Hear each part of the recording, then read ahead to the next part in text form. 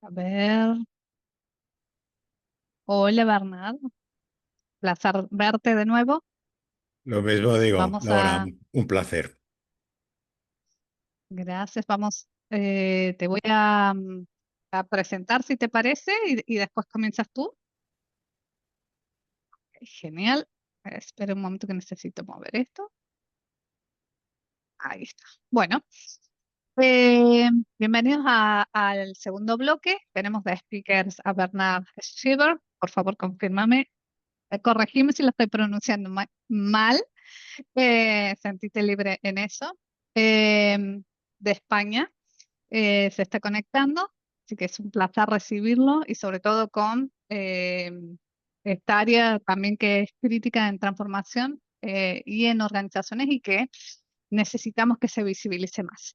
Así que bueno, Bernard es team leader o fue team leader de United States Marines Corps. Perdón, hoy estoy como súper trabada. De las Fuerzas Especiales de Reconocimiento Anfibio e Inteligencia Militar, como buzo de combate, francotirador, explosivos y otros.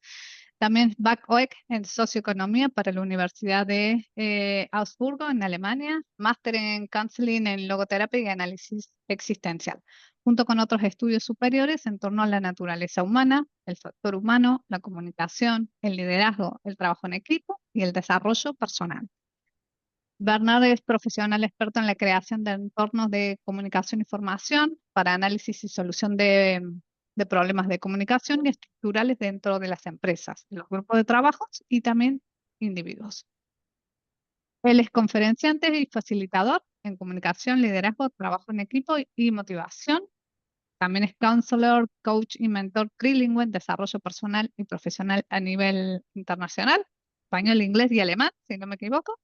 Actualmente combina el coaching empresarial y ejecutivo internacional con el acompañamiento en la superación de adicciones, burnout severo y recuperación tras una tentativa de suicidio. Es consejero y colaborador del grupo Innova Behavioral Health y se encuentra al frente del proceso de expansión al mundo hispanohablante de una iniciativa de salud y bienestar integral tanto para empresas como particulares. Ahora sí, te paso la posta. Pueden conectar con Berna en LinkedIn y a través de la página también se va a compartir esa información que tengan acceso fácil. Pues, Laura, muchas gracias. No sé, realmente no sé ahora cómo estar a la altura de tus amables palabras de esta presentación tuya. Y sí, me gustaría, en primer lugar, agradecer a todos el poder participar en esta conferencia, en este congreso virtual sobre el factor humano y sobre todo quizá en ese gran desconocido que es nuestra propia conducta. Hoy, a diferencia de otras formaciones que suelo también impartir, no traigo diapositivas, no traigo efectos, no traigo más que mi propia historia, en la cual quizá sí podemos destacar tres puntos, tres momentos clave que no me hacen único, puesto que son situaciones a las que todos estamos expuestos en nuestro día a día, pero lo que sí marca un poco la diferencia es cómo nos enfrentamos a ellas y cómo las afrontamos. Me gustaría empezar mi breve ponencia, mi breve participación, también explicando un poco el por qué me ha animado, aparte de que Laura me animó y me motivó a participar. ¿Qué hago yo, Bernard Schieber, un americano que estudió en Alemania, que pasó su infancia entre México, Alemania y Estados Unidos, hablando sobre la conducta humana y también en cómo afecta esta conducta a las organizaciones, en general, tanto a la productividad como, lógicamente, al bienestar, puesto que para que sea sostenible, tanto el bienestar como la productividad, los dos van unidos. Nací en Estados Unidos y con 4 años me mudé a México, pasé mi infancia en México. Aquí saludos también a ese México lindo de mi infancia que guardo muy, muy gratos recuerdos. Y luego me mudé a Alemania con 10 años, me metieron en un colegio especial para niños con necesidades especiales, puesto que le habían dicho a mi madre que yo era un poco, sí, digámoslo en palabras llanas, un poco políticamente incorrecto, retrasado mental. Quizá nada más lejos de la realidad, los psicólogos y las pruebas que me hicieron diagnosticaron o manifestaron, mejor dicho, un poco lo opuesto, ¿no? Yo era una persona que tenía una alta capacidad de atención, pero no tenía una muy buena gestión atencional, o sea, era un poco autista, ¿no? Tras mudarnos varias veces entre México y Alemania, terminé en Alemania haciendo el bachillerato. Y eran los años, finales de los años 70, principios de los años 80, y no sé, la edad media de más o menos de quienes están aquí, si queréis compartirme vuestra edad en el chat, os lo agradecería mucho, porque en aquella época estamos en pleno auge de la auge y final quizá de la Guerra Fría, cuando también iniciaban los primeros, se notaban los primeros indicios de lo que es la era buca, esa volatilidad, esa ambigüedad, esa complejidad y esa incertidumbre, dicho al revés, ¿no? Y yo me alisté en la Infantería Marina de los Estados Unidos, siendo americano, siendo un expatriado, porque sentí la necesidad de servir a la sociedad, puesto que siempre me considero una persona corriente, ordinaria, que afortunadamente ha tenido el privilegio de vivir una vida extraordinaria. Y claro, no solo toca recibir, sino muchas veces también nos toca dar antes que recibir. Y aquí quizá un primer inciso en aquello que las personas consideran la ley de atracción. La ley de atracción es la segunda de dos leyes, es la respuesta a lo que es la ley de proyección, con lo cual realmente podemos decir que cosechamos aquello que sembramos. Y esto me lleva directamente a lo que es digamos, el motivo, el leitmotiv quizá de mi intervención sobre la salud conductual y la transformación. Como he dicho, he tenido varias situaciones límite en mi vida. He estado a punto de quitarme la vida. He quitado la vida a otras personas, algo que no me enorgullece. He padecido burnout severo, microinfartos, un divorcio y todo ello mezclado con altibajos en la vida. Como dijo Laura en la presentación, yo trabajo las dos facetas humanas. Trabajo la altitud, digamos, lo bonito, y también trabajo las sombras, lo oscuro. Y eso quizá también me permite tener una visión un poquito más humana, no voy a decir más completa, pero sí un poco más humana y más compasiva de lo que nos sucede a las personas y de lo que sucede dentro de las organizaciones, puesto que el objetivo final es que podamos vivir nuestras mejores vidas a pesar de las circunstancias a las que nos enfrentemos tanto a nivel personal como a nivel laboral.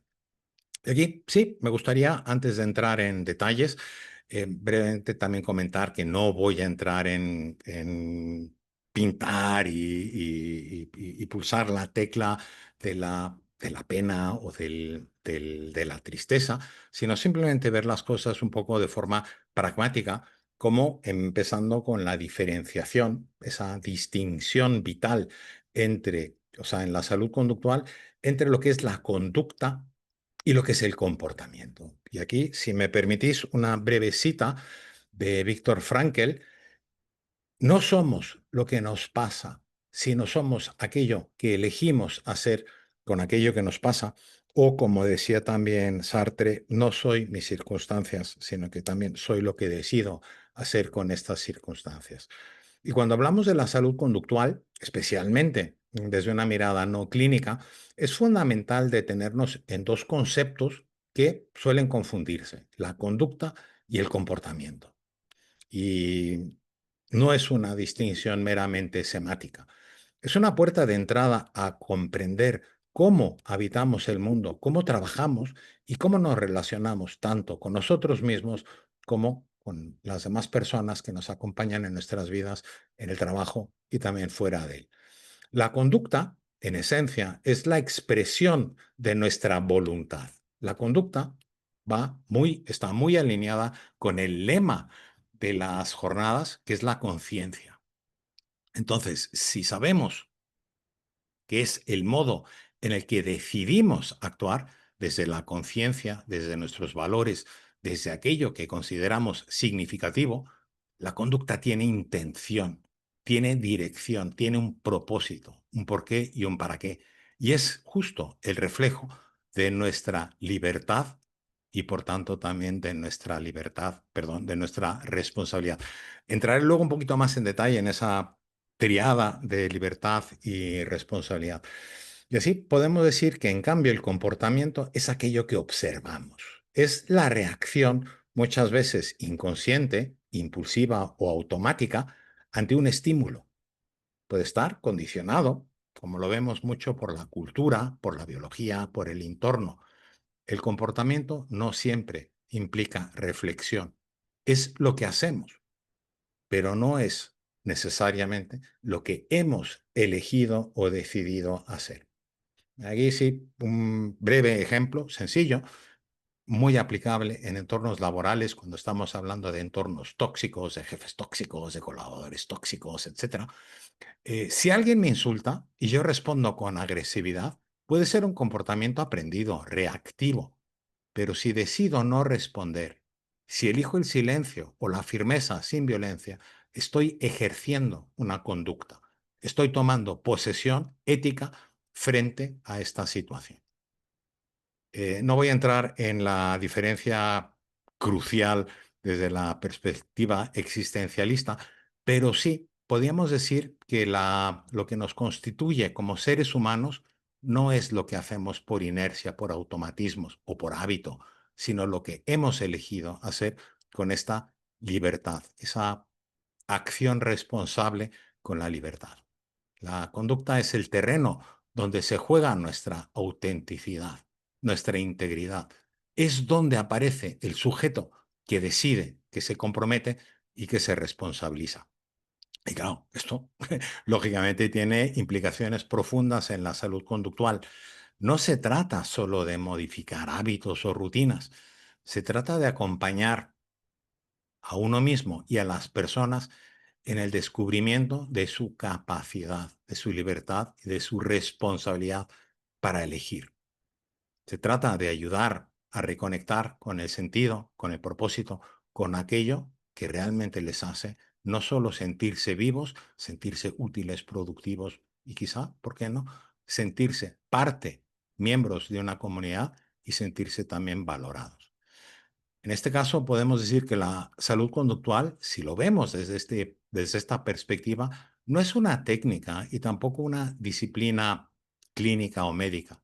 Es más bien una invitación a vivir con conciencia, a actuar con sentido, con propósito y a ser realmente los protagonistas de nuestra propia vida. Por eso, los que trabajamos en este campo siempre nos debemos preguntar no solo qué es lo que está haciendo una persona, qué hace una persona, sino quizá, mucho más importante, por qué lo ha hecho y desde dónde lo ha hecho. Y quizá también para qué lo hace. Porque ahí, en esta pregunta, empieza el verdadero cuidado. Ese cuidado de nuestro espíritu, de nuestra alma, de nuestra libertad y, lógicamente, del ser.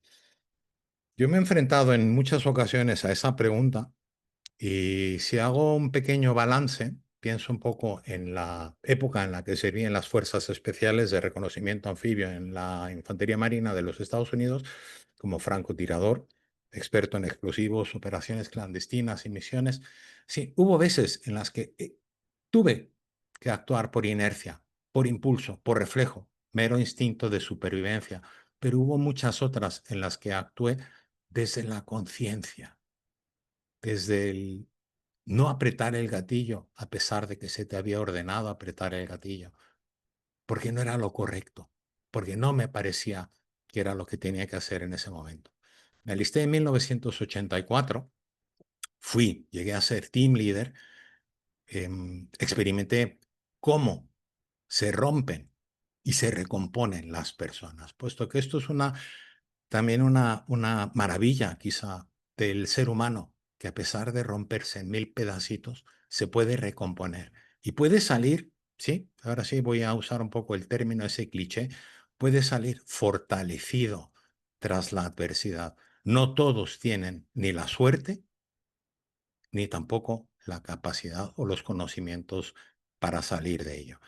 Y cuando me trataron por estrés postraumático, es una pequeña, quizá una pequeña anécdota, no fue realmente por lo que viví, por lo que sentí en las operaciones clandestinas, sino más bien por la brecha que había entre lo que supuestamente quería yo lograr con mi servicio voluntario y lo que realmente, en lo que realmente me había convertido. Me había convertido de una persona con valores, con ideales quizá demasiado elevados, a un mero instrumento de el poder de la época en aquella época. Y aquí sí podemos decir que en aquellas operaciones, esa conducta, que no es el comportamiento, esa conducta bajo presión absoluta, define y decide si tu equipo sobrevive o si tu equipo no vuelve. Y ahí es cuando al final de mi servicio, me enfrenté a una situación francamente incómoda, una represalia por parte del comandante de mi batallón, y yo iba armado en esa incidencia, en ese momento, iba armado, y claro, saqué mi arma, metí la bala en la recámara y le apunté a mi coronel y a su vez también al sargento mayor, y que se quedaron bastante estupefactos ante mi respuesta, ante mi reacción, ante mi, sí, voy a decirlo ahora sí, ante mi comportamiento automático, instinto de supervivencia. Y gracias a Dios no fue a más, pero me abrió los ojos. O sea, no fue una situación de extrema supervivencia, no fue una situación de vida o muerte, fue quizá un arrebato, fue el sentirme atacado, el sentirme ofendido, el sentirme menospreciado, y las consecuencias, claro, fueron bastante graves. O sea, querían, en aquel momento querían dejarlo como con un proceso disciplinario interno para enviarme, lógicamente, degradarme y enviarme a prisión, pero tenía la opción de pedir una corte marcial, que fue lo que hice, y entonces, claro, fueron surgiendo algunas cosas que todos nosotros habíamos callado, y de repente, al dar ese paso adelante y al luchar por aquello que era lo correcto, otros compañeros cerraron filas, y al final no hubo ni corte marcial ni procedimiento disciplinario, pero sí se inició una investigación en profundidad sobre algunos de los incidentes que habíamos participado, y eso sí, lógicamente tuvo consecuencias en el mando. Y lo que me llamó muchísimo la atención fue que cuando me arrestaron y me llevaron al calabozo, pues lógicamente te hacían una evaluación psicológica, y tuve la enorme suerte, y por ello estoy hoy en día, sigo después de casi, sí, 40 años, muy agradecido al almirante, que era un psiquiatra y además también psicólogo, y además también era un teólogo, em, quien, tras los análisis, su veredicto, su diagnóstico fue: no, este team leader no está loco. Lo que sí, tiene una serie de problemas, y me envió como castigo a una clínica especial de rehabilitación para miembros de equipos y fuerzas especiales, que fueron 6 semanas en una institución cerrada.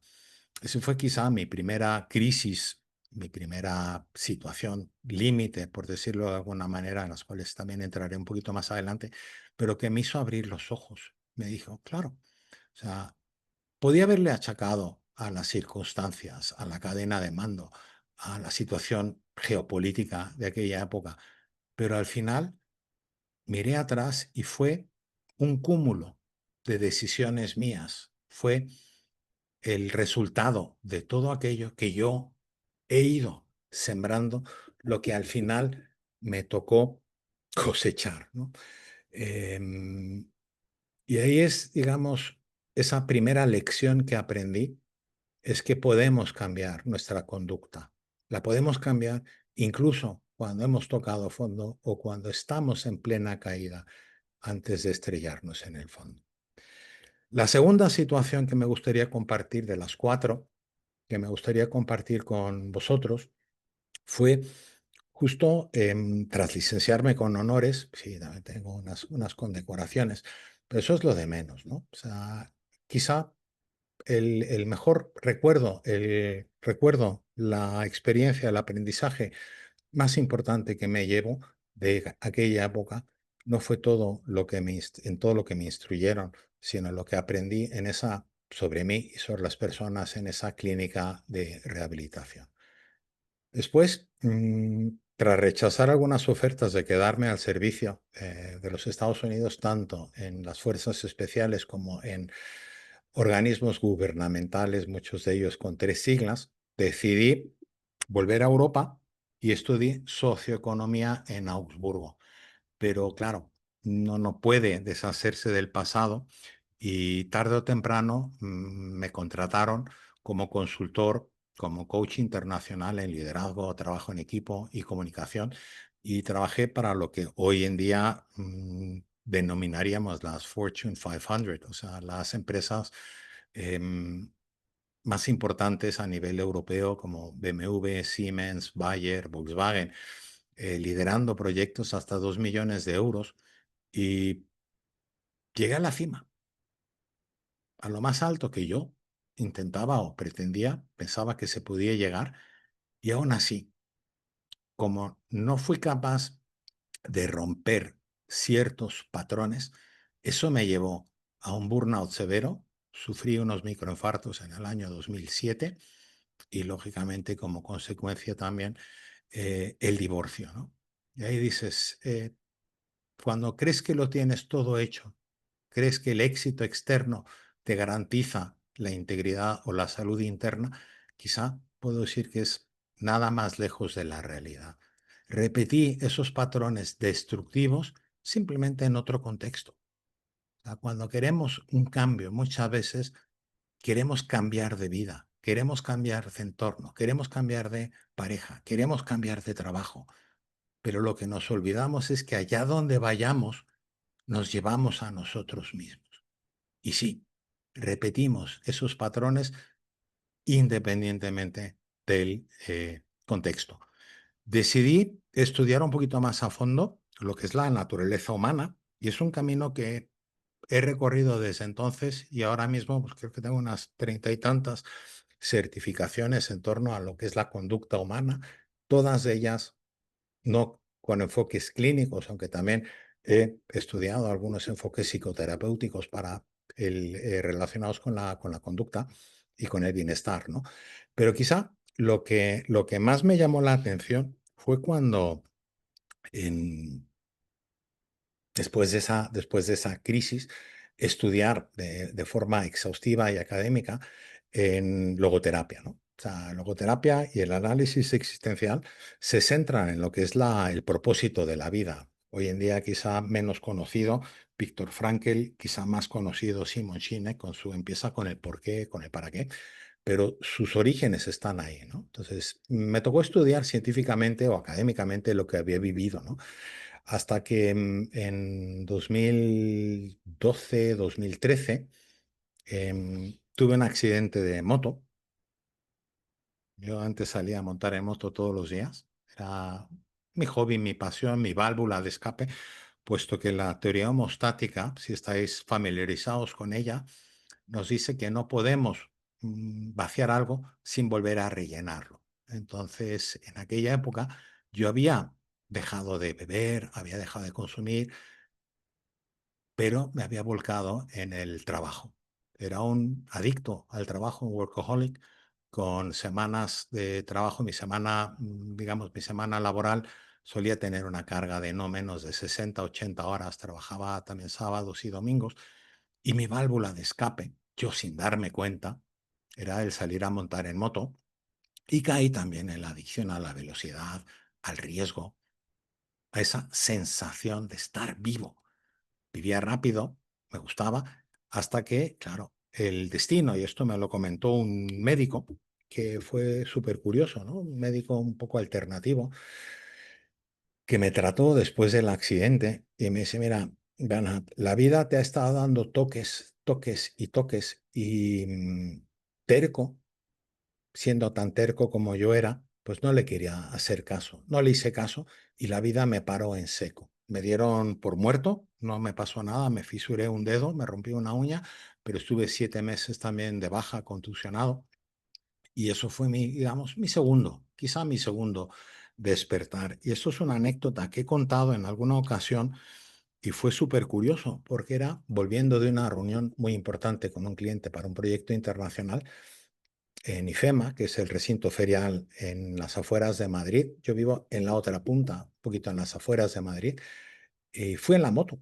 Y al volver, sabía que no estaba en las mejores condiciones para hacerlo. Tenía prisa, tenía ganas de volver a casa y claro, yo controlaba. Al menos eso pensé, ¿no? Y efectivamente, me derribó un coche, volé por encima de 3 vehículos a más de 120 kilómetros por hora. Y esa noche en el hospital me enteré que a los pocos minutos del accidente pasó mi entonces mujer con mis 2 hijos por la escena digamos, del accidente. Tuve que replantearme muchas cosas en mi vida y la principal de ellas fue una pequeña, quizá una cura de humildad, el decir, sí, mira, a pesar de haber hecho tantos cursos de perfeccionamiento de conducción, a pesar de tener esa formación, haber entrenado todos los días, iba de sobrado y la vida me paró. Y yo, no, toca volver a, como dicen en inglés, volver al drawing board, volver a la mesa de diseño, volver a replantearte las cosas de por qué terminaste ahí donde la vida realmente no te quería llevar, pero tú has insistido y te llevó ahí. O sea, fue quizá mi segunda revelación. Y claro, como dice el refranero, no hay dos sin tres, ¿no?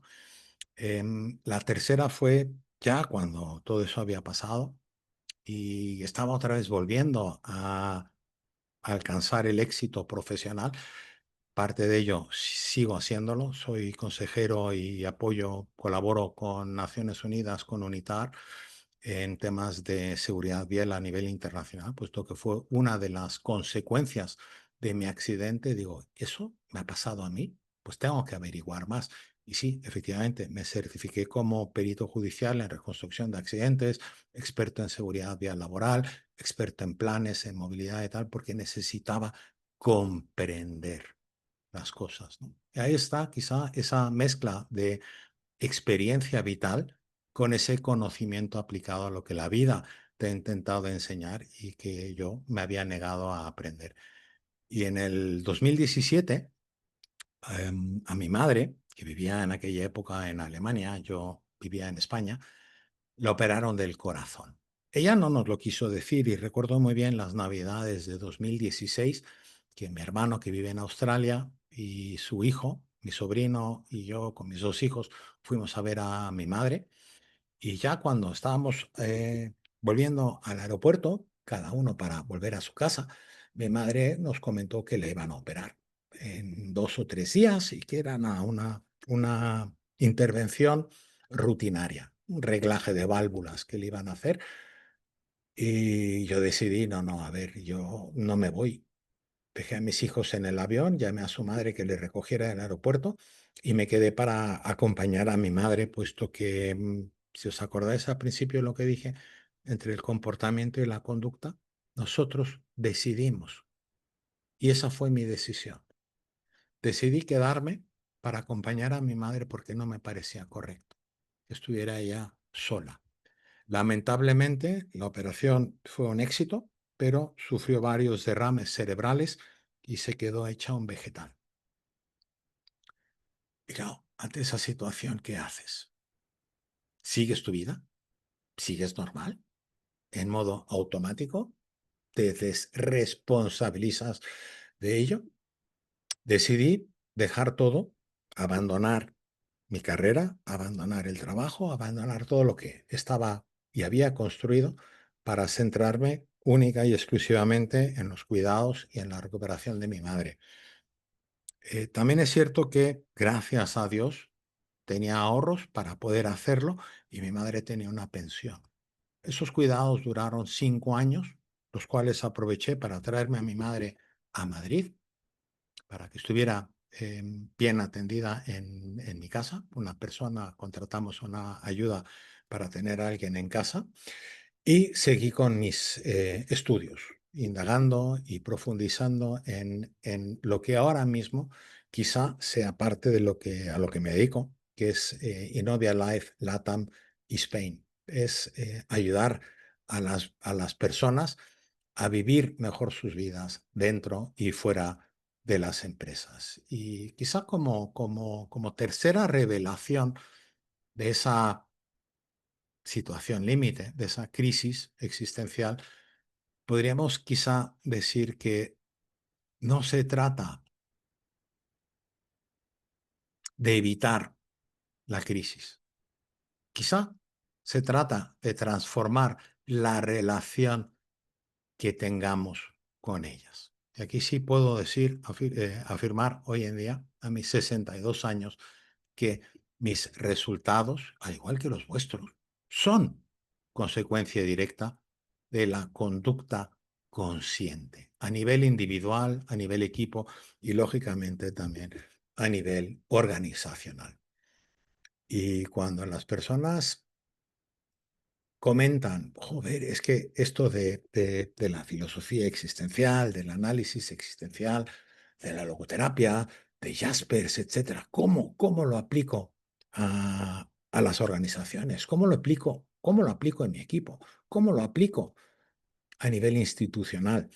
Y yo les digo, mira, nosotros cuando yo servía, teníamos una regla muy clara. Si caía una granada, el problema no era quién sería el primero en escapar, en huir. No, no, el tema era quién sería el primero en echarse encima de esa granada para salvar a los demás. Y aquí Karl Jaspers en su día los llamaba Grenzsituationen, o sea, situaciones límite o borderline, de frontera, y las identificó claramente con la muerte, el sufrimiento, la lucha, la culpa y el azar. Y si dejo al lado la muerte, hablemos del sufrimiento, hablemos de nuestro sufrimiento diario, de la lucha diaria, hablemos de la culpa, de lo que nos culpabilizamos, que no es lo mismo que responsabilizarnos, y hablemos del azar. Son momentos donde nos enfrentamos a esa realidad última, a eso que realmente es nuestra esencia, eso que no voy a decir que nos condiciona, pero sí que nos determina. Aquí puedo decir también que mi tentativa de suicidio fue una situación límite absoluta. Y ahí es donde también os pido que reflexionéis un poco sobre vuestras propias vidas. Esas situaciones que no podemos cambiar. No podemos cambiar la situación, pero sí podemos cambiar nuestra actitud ante ellas. Y a mí esto me recuerda. No sé si alguno de vosotros, y no os voy a pedir que lo compartáis en el chat, pero no sé si alguno de vosotros ha estado en una clínica de rehabilitación o está familiarizado con la oración de la serenidad de Reinhold Niebuhr. Es digamos, una oración hecha famosa, quizá popularizada por Alcohólicos Anónimos, que reza: Dios, dame la serenidad de aceptar aquello que no puedo cambiar, la fuerza y el coraje de cambiar lo que está en mis manos y la sabiduría de conocer la diferencia. Y esto no es religioso. Podemos eliminar el Dios, como dijo quizá Marco Aurelio, ¿no? Es dame esa serenidad para aceptar aquello que no puedo cambiar y poder poner el foco en aquello que está en mi hacer.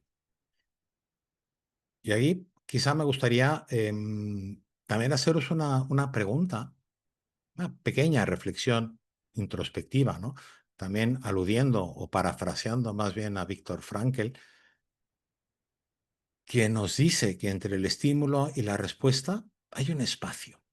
Ese espacio que es nuestro poder de elegir, es nuestra elección. Es ese espacio donde vivimos la voluntad de sentido. Y imagino que muchos de vosotros y vosotras habéis tenido muchísimas situaciones en las que, a pesar de las circunstancias, habéis decidido y habéis elegido en función de aquello que más os importa, aquello que es de mayor prioridad para vosotros. Y os comenté al principio que quería hablar sobre esa trilogía, esos tres niveles de la libertad y de la responsabilidad, que sé que hoy en día no es muy, no voy a decir políticamente correcto, pero no es muy popular hablar de la responsabilidad. Sí estamos hablando de la libertad, pero ¿de qué tipo de libertad estamos hablando? O sea, la libertad tiene tres niveles.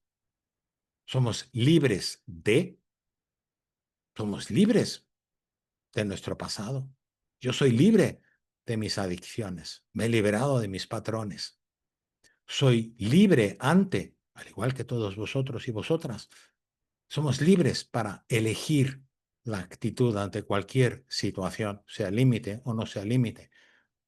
Y somos libres para actuar en coherencia, en concordancia. Somos libres para convertir ese dolor, ese sufrimiento, ese revés que nos da a veces la vida en algo más grande, en algo que tenga un sentido, que tenga un propósito. En cuanto a la responsabilidad, porque la libertad sin responsabilidad es mero libertinaje, es un engaño, es una fata morgana. Y la responsabilidad, igual que la libertad, tiene también tres niveles. Somos responsables somos responsables de reconocer nuestro propio papel en la creación o en el aguante de una situación, de nuestra contribución a una situación placentera o no placentera. Somos responsables ante nosotros mismos, ante los demás. Siempre hay algo mayor que nosotros mismos, bien sea nuestra familia, puede ser nuestra empresa, puede ser un objetivo, una meta que tengamos. Y también somos responsables para transformar cualquier tipo de experiencia en valor o incluso en olvido. Y aquí, sí, me gustaría cerrar esta parte con una pequeña ecuación, quizá más bien filosófica, ¿no? De qué es para mí o qué podría ser la salud conductual. Pues para mí, la salud conductual no es más que la alineación entre la libertad, la responsabilidad y nuestras acciones. Esto es quizá un poco filosófico, pero si lo aterrizamos, si lo llevamos a nuestro día a día, a nuestro trabajo, a nuestras relaciones, eh, os vais a dar cuenta que si le ponéis esa perspectiva, ese prisma, cosas que hasta ahora nos parecían insoportables, quizá pierdan parte de su peso, pierdan parte de su carga, porque también somos libres para soltar y también somos responsables nosotros para soltar. O sea, yo en su día en los Marines reconocí mi dependencia al alcohol y a otras sustancias. Acepté ir a esa clínica especializada, pedí ayuda porque sabía que yo no podía con ello. Y ojo, era miembro de una de las fuerzas mejor entrenadas en la faz de la Tierra. Y aún así, pedir ayuda no es fácil, pero quizá es lo más valiente que podamos hacer.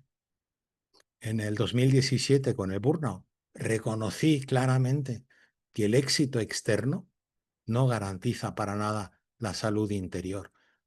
Y sí, en cada crisis admití que necesitaba ayuda. Y eso es un acto de liderazgo personal. Y cualquiera de vosotros que ostente una posición de liderazgo, sabe lo importante que es. Sabe que ninguno de nosotros por sí solo es tan capaz como todos nosotros juntos. Y aquí sí, me gustaría simplemente describir quizá que lo más importante es no esperar al colapso total. Es reconocer esas señales tempranas y buscar la ayuda específica para el problema específico, sea un problema emocional, sea un problema intelectual, sea un problema organizacional. El problema está que muchas veces nosotros no cambiamos, parafraseando una vez más a Víctor Frankl, hasta que la situación es insostenible. Y sí, lo vemos en muchas organizaciones, que a mí me encanta que People Ops aquí en estas jornadas tengan también ese antídoto, ese institucionalizar la ayuda. Eso es cultura organizacional, eso es cultura empresarial. Improvisarla es lotería y eso genera culturas, organizaciones, entornos tóxicos. Y para evitarlo, para salir de ese bucle, para romper ese patrón, estamos llamados a crear entornos donde pedir ayuda sea un acto de valentía, una fortaleza y no una debilidad. Pero pedir ayuda también tiene su responsabilidad. Es no pidas ayuda si lo puedes hacer tú. No delegues en otros necesariamente lo que es tu propia responsabilidad. Y luego, claro, dices, la segunda decisión que aprendí, o sea, no basta con sobrevivir o superar la crisis. Yo, por mi parte, necesitaba entenderlas, comprenderlas. De ahí el estudio de logoterapia, el máster, de ahí también el resto de certificaciones y también ese aprovechar la adversidad, esa crisis, ese problema de salud que tuvo mi madre para aprovecharlo y poder profundizar en el estudio de no solo de la naturaleza humana, sino también de digamos, de las dinámicas organizacionales, ¿no? Y aquí sí, es algo que si miro atrás, y os insto también a mirar atrás un poquito vosotros, o sea, ustedes, es cómo podemos convertir esas experiencias, esas vivencias por las que hemos pasado, eso que hemos atravesado, lo bueno y lo malo, en conocimiento, en, perdonadme la expresión, en sabiduría aplicable. Y ahí, en mi caso, solo puedo decir que lo aproveché no solo para mi recuperación o mi recovery personal, sino también para crear una metodología que pongo a disposición de todos mis consultantes y a todos los clientes de Innovia Life Latam en Spain y también en Innovia Life Internacional. Esa metodología a nivel individual y metodología a nivel equipo y a nivel organizacional. Aquí podríamos decir que estos son autopsias o post-mortems constructivos. ¿Quién nos ha enseñado o quién nos puede enseñar esta crisis, este error? ¿Cómo convertir fracasos en un aprendizaje sistémico? Eso requiere no solo que las organizaciones estén abiertas a los errores, no requiere que la organización per se reconozca el valor del error, sino ha de empezar por nosotros mismos, las personas, el individuo que conforma el equipo, que son los equipos que conforman las organizaciones. Hemos de tener quizá una mayor apertura hacia el error y verlo como una oportunidad de aprendizaje. O sea, yo creo que la tercera decisión, que fue para mí también muy clave, fue algo que también muchos de mis compañeros, de mis amigos y sobre todo incluso familiares no comprendieron. El cómo me retiré a esa edad, ya en avanzada edad, a cuidar de mi madre. Me dijeron, oye, ¿por qué no en una residencia? Esto sigue tu vida, eh, ya no eres el más joven, te va a costar volver a entrar en la vorágine, en la vida laboral, si con tus 50 y algo te retiras, nunca vas a volver a remontar. Y sí, sí, me costó un poquito. Cuando en la pandemia, tras fallecer mi madre, después de la pandemia, no como consecuencia de la pandemia, sino como consecuencia de sus dolencias cardíacas y renales, sí, no fue fácil. No fue fácil reinventarte con 50 y tantos, pero también tengo que decirlo, quizá ya he estado acostumbrado a reinventarme una y otra vez. Y aquí sí, fue cuando en el año 2022 conocí a Lucas Catton en Estados Unidos, en Georgia, eh, fundador y CEO de Innovia Life, Innovia Behavioral Health International, y dije, oye, Luke, creo que se han juntado el hambre y las ganas de comer.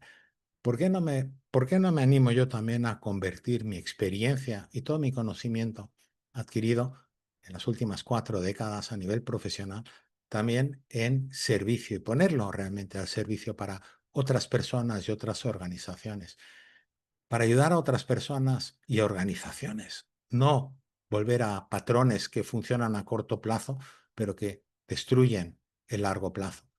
Y aquí podemos decir que sí, y yo os animo a pensar sobre ello, ¿no? Esas decisiones que hacemos desde el propósito profundo, no desde la supervivencia. Y os animo a todos ustedes que tengan un cargo de liderazgo, y aunque no tengan un cargo de liderazgo, no voy a citar a Robin Sharma con su libro El líder que no tenía título, ¿no?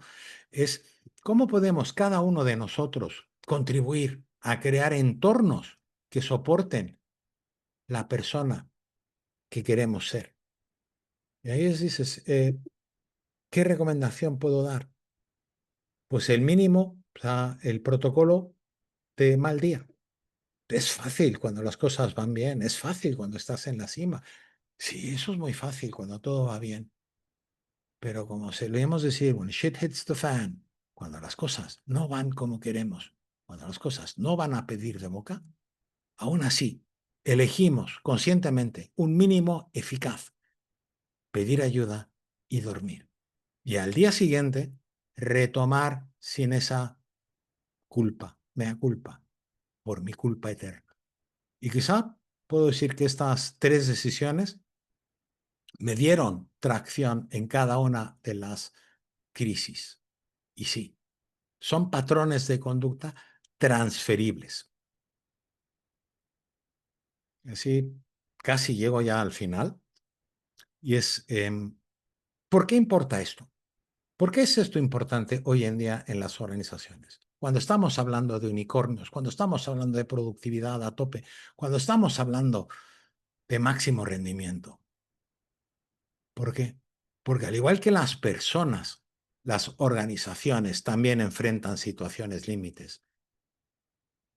¿Hay crisis existencial en organizaciones, en empresas? Claro que sí. Hay fusiones, hay recortes, hay reestructuraciones, hay sufrimiento colectivo, despidos, escándalos. Hay lucha por supervivencia, esa competencia disruptiva. Y hay culpa organizacional, errores éticos, errores políticos. El azar, el azar disruptivo, como lo hemos visto, no solo en la pandemia, lo hemos visto antes también en las crisis económicas. O sea, estamos ante situaciones límites globales. Algunas empresas han resistido, salieron fortalecidas, algunas oportunistas, hay que decirlo. Otras no tan oportunistas, pero también salieron reforzadas. Y sin embargo, hay otras que despertaron, quizá por la crisis, y hay muchas otras que desaparecieron. Y aquí sí, es un claro ejemplo de lo que podríamos llamar la salud conductual del liderazgo y de los equipos.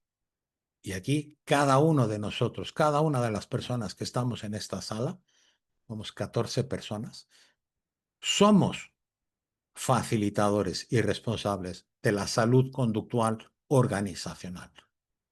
No sois solo gestores de talento, sois también agentes de transformación profunda. Aquí os animo a estar pendientes quizá de esas señales de alerta, o lo que yo llamo esa desalineación conductual. Primero, un déficit de libertad. Identificad el déficit, los déficits. Uno de ellos, no podemos cambiar. Siempre lo hemos hecho así. Eso es una esclavitud heredada del pasado. No tenemos opciones. Es una mentalidad reactiva. Solo hacemos lo que nos dicen, sin propósito, sin intención, sin conciencia. Luego está el déficit de responsabilidad. Mirémonos todos también un poquito al ombligo. Oh, es que no es culpa nuestra. Echamos balones fuera. Esa externalización, desresponsabilización. Nadie nos supervisa. ¿Acaso somos niños pequeños en la guardería? Que necesitamos la supervisión continua, ese micromanagement, o sea, falta de contabilidad, falta de accountability. Y claro, solo cumplimos KPIs. Estamos pendientes de los KPIs, solo cumplimos los objetivos.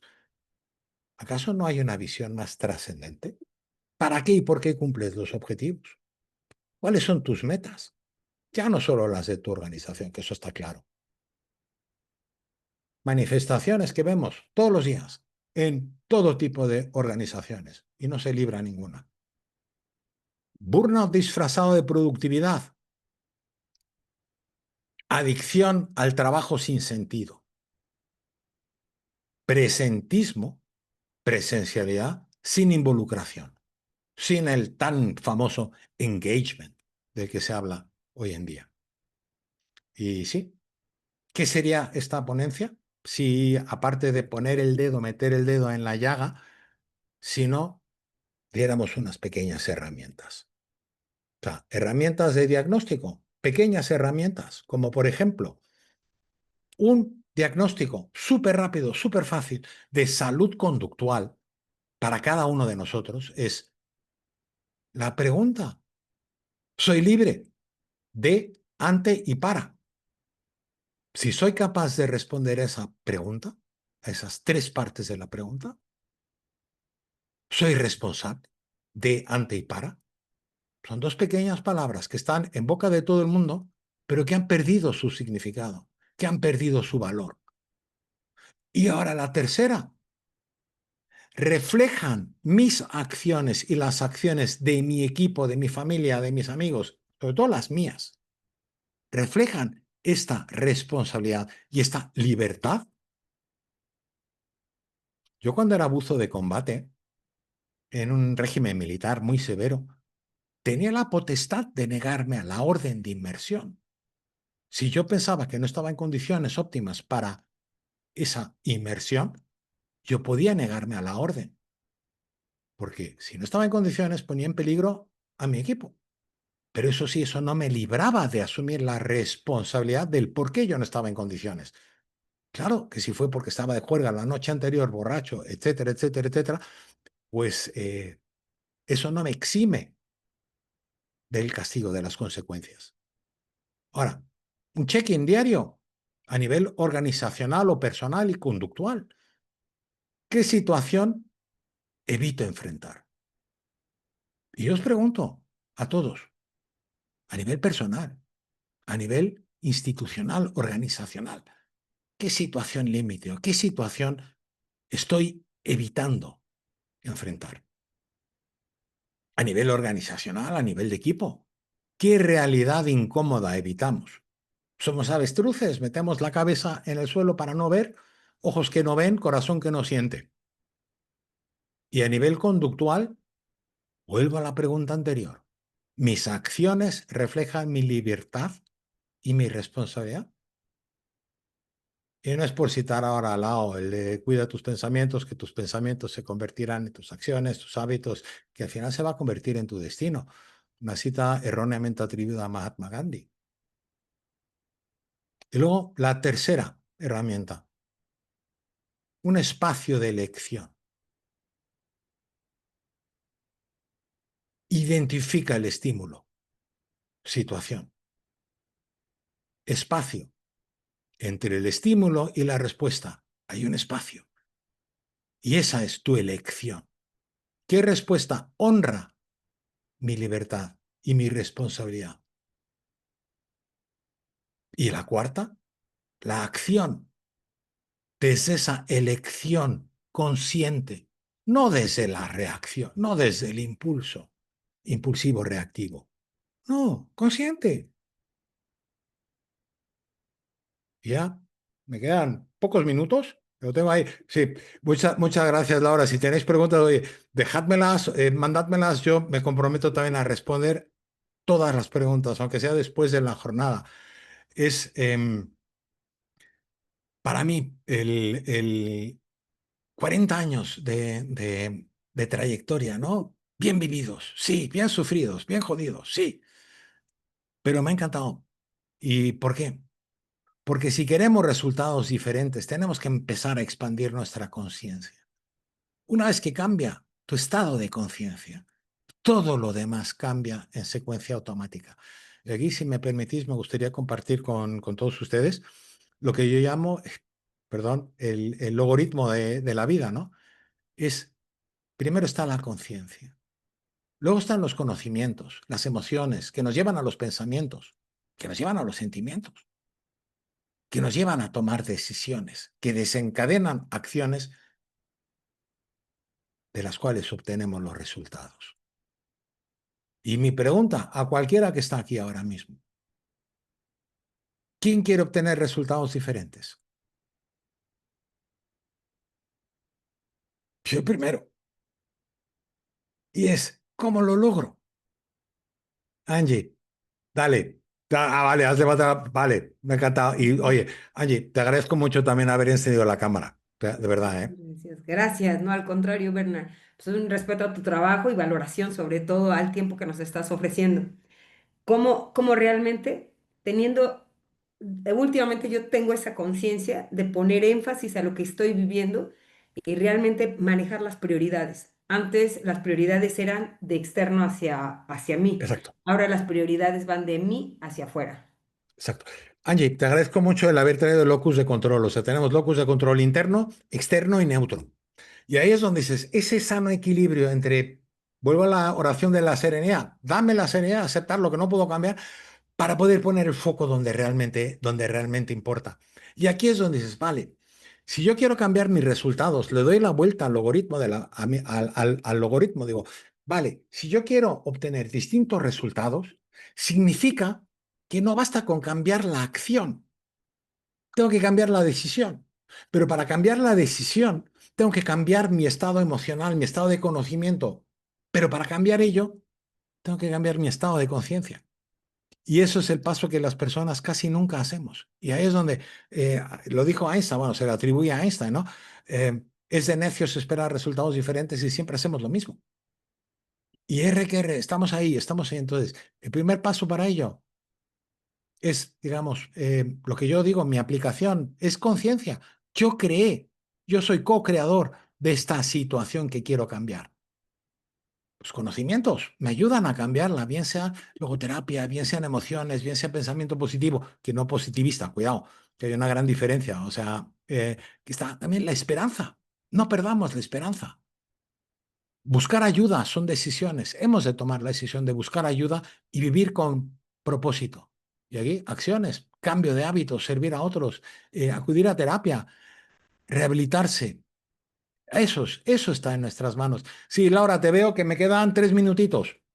Sí, sí, no hay problema. Te paso la pregunta que había preguntado, si no me equivoco, Pedro, que Sí, dice en tu definición de salud conductual, es la alineación entre la libertad de las acciones y cuál es el otro elemento que no llegó a la escucharte bien. responsabilidad. Siempre.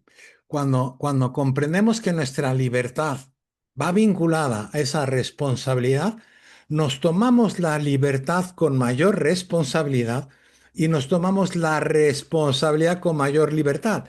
Soy libre de asumir la responsabilidad, pero también soy responsable ante esa libertad de no asumir la responsabilidad.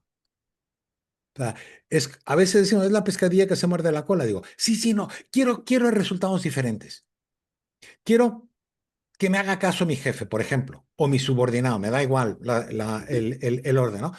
A mí, si siempre le gritas y siempre le mandas y siempre ordenas, pues lo siento, hijo, quizá toca cambiar de canción. Si siempre respondo de la misma manera, pues oye, voy a probar otra respuesta, otro tipo de respuesta. Y aquí creo que es importante. Luego, espera, respondo brevemente porque preguntas Sí, de Esther, ¿cómo podemos hacer para vivir como queremos ser? Exacto, buenos libros, pero más que el libro, el conocimiento y es la experiencia. Y es donde hablamos, por un lado, del conocimiento, no voy a decir estéril, del conocimiento no aplicado. Es importante saber, es importante conocer, pero también es lo más importante, y es a su vez lo más difícil, es conocerte a ti mismo, porque lo que aplica para otros no necesariamente aplica para ti. Pero ojo, y ahí está, quizá también una de los grandes secretos y es lo que dicen Alcohólicos Anónimos con sus 12 pasos. No es la panacea, no es la verdad absoluta, pero es un método que encontraron que funciona para mucha gente. No significa que tenga que funcionar para todos, pero significa que puede funcionar también para ti. Y eso es esperanza, eso es una opción que podemos explorar. Y claro, Esther, yo lo sé, temas tabú hace 40 años. Yo me tuve que enfrentar a la corte marcial, o sea, a exponerme eso. Y no fue fácil, te lo juro, no fue fácil. Pero lo bonito de esto es que muchas veces tus compis, tus compañeros, la gente a tu alrededor, la que realmente vale la pena, está esperando a que des ese paso. ¿Cuántas veces hemos visto una película donde al principio, voluntario, nadie, y de repente alguien da un paso adelante, o ya no estoy solo, y de repente cierran filas detrás de ellos? O sea, eso es voluntad y eso también es integridad. Y como sociedad, sí, seguimos en lo superficial, pero esa superficialidad de la sociedad está determinada por la superficialidad individual de cada uno. El cambio no sucede de arriba abajo. Puede, pero casi siempre viene de abajo arriba. Y eso es lo que nosotros podemos conseguir. Luego, espera, esto está, gracias. Aprender siempre, siempre es, Angie, mira, yo no me canso, me encanta, me encanta. Soy un culo inquieto, me encanta aprender, porque la vida me ha dicho, cuando vas de sobrado, ¡paca! Me ha dado y me ha dado de lleno, pero me ha dado también de lleno para poder agradecerlo y poder decir, vale, ¿qué puedo hacer con esto que la vida me ha enseñado? En vez de lamentarme, mala suerte. No, no, amigo, lámete las heridas que la has cagado, y perdón que hable tan mal, has metido la pata hasta el fondo, asúmelo, aduéñate de tus errores, de los fracasos, para no repetirlos. Una vez que me adueño de ellos, sí, he metido la pata, ¿y qué? Y ahora no lo voy a repetir, porque tomo conciencia de ello. Y es cuando el dolor se transforma y deja de ser ese sufrimiento innecesario. Y como último, me gustaría, si me lo permites, Laura, brevemente, es para vosotros que sois también de nivel empresarial, os animo a leer un poco sobre la teoría de restricciones. Va completamente en contra de algo que se está hablando hoy yo en día la he leído. y que se está promocionando. O sea, yo soy un fan de la TOC desde que la acuñaron a mediados de los 80. Y dices, claro, la imagen es de la teoría de restricciones que la cadena, y esto es sabiduría popular, ¿no? La cadena solo es tan fuerte como su eslabón más débil. Y tú como profesional, como persona, como equipo, eres tan fuerte como tu mayor debilidad. Por eso yo me niego cuando trabajo con equipos y trabajo con personas, dicen, no, verdad, es que tenemos que potenciar solo lo bueno. No, perdona, tenemos que quitar el ancla. Tenemos que, y también entra Pareto 80-20, o sea, para mejorar algo que ya de por sí es bueno, necesitas muchísimo más esfuerzo, mucha más energía. Para mejorar algo que no está tan bueno, un mínimo esfuerzo te va a garantizar un mayor retorno. Es un cambio también de paradigma, quizá un cambio de perspectiva, y nos va a ayudar. Entonces, ahí dices, me toca identificar la restricción emocional, racional, de trabajo. ¿Cuál es la restricción? Elevo esa restricción, le doy máxima prioridad, como bien has destacado, Angie. Lo subo, lo elevo. No lo hago asunto de Estado, porque cuando algo pasa a ser asunto del Estado, deja de ser cosa nuestra. No, es asunto mío, máxima prioridad. La exploto, la subordino, todo lo demás lo subordino a esa restricción alineo todo con esa restricción, la elevo y repito, busco la siguiente. Eso es te hablan mucho de Kaizen, mejora continua. No, no, perdona. Esto es Sigma, Lean Sigma, todo esto ha surgido de ahí. La elevo, vuelvo a empezar. Eliminar la primera, voy a la siguiente, voy a la siguiente. Mejora continua, como la vida. ¿O acaso no vivimos todos los días? Nuestro corazón late. No es decir, Tal mira, cual. ya he cumplido mis pulsaciones para hoy, ya corazón puedes dejar de latir o respirar. No, hay que hacerlo, hay que hacerlo, hay que hacerlo y hay que disfrutarlo. Es un proceso. Pues yo por mi parte, fíjate, me alegro de no haber preparado una PowerPoint. Mis años de PowerPoints han pasado, pero sí, me gustaría cerrar mi parte con decir que la conducta es ese puente entre lo que es la intención y la realidad. Es ese espacio que hay entre el impulso y la acción. Ese instante es tuyo. O sea, y como suelo decir en nuestra teoría del cambio propia, progreso, no perfección, cambio, no certeza, impacto, no idealismo. Y os dejo una última cita de Aldous Huxley. Solo podemos estar seguros de cambiarnos a nosotros mismos. Es lo único que tenemos seguro. Y cuando aplicamos digamos, el logaritmo conscientemente del cambio personal, sucede automáticamente la transformación organizacional. Para mí, os puedo decir sinceramente que mi tentativa de suicidio no fue el final, fue un inicio, fue un renacer de este logaritmo consciente. Y aquí también, en cualquier crisis organizacional, se puede hacer lo mismo, aplicando simplemente esos pasos, ¿no? O sea, y yo os pido como cierre, elijan un mínimo eficaz que puedan sostener incluso en vuestro peor día. Los inamovibles, los innegociables. Algo en 10 palabras o menos. Perdona que me he excedido unos minutitos. No hay problema. Está bien. Me encanta. Sí. Bueno, un momento de reflexión ahora para cerrar, así que muchísimas gracias, Bernard. Eh, Son situaciones que debemos hablar y poner sobre la mesa y que justamente dejen de ser un tabú, dejen de ser confidenciales o de tener miedos y de enfrentarlos como corresponde. Así que te ¿Sabes? agradezco muchísimo, No, y eso, ¿sabes, Laura? Sin culpa. tal cual. Pragmatismo. Esto es lo que ha pasado. ¿Qué hago con lo que ha pasado? No Ujú. lamentarme. Uy, que no, no, no. Es decir, ha pasado, ya está, ha pasado. ¿Qué hago con esto? ¿Qué puedo hacer? Y eso es antifragilidad. Muchas gracias, Laura. Y muchas gracias a todos ustedes, a todas ustedes.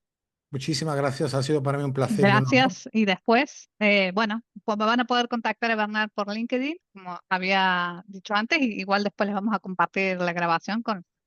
Muchísimas gracias, Bernard. Que termines muy bien el día y continuamos con la próxima en 2 minutos. ¿Puede ser? Un abrazo. Gracias. Hasta pronto. Gracias. Chao, chao.